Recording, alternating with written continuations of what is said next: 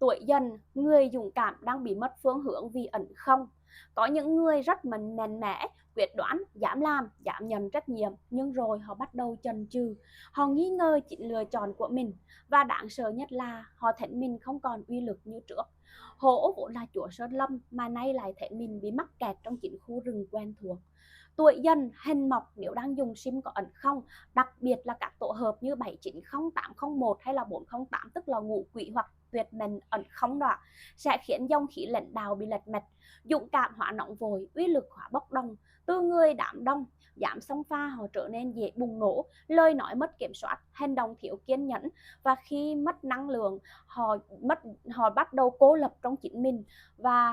hổ không thể đi trên rừng nếu như đang bị đeo xích, đúng không ạ? Mà số không trong sim chính là sợi xích vô hình ấy. Comment a còng 9 số đuôi sim nếu bạn từng mất kiểm soát dù rất muốn giữ phong thái của riêng mình.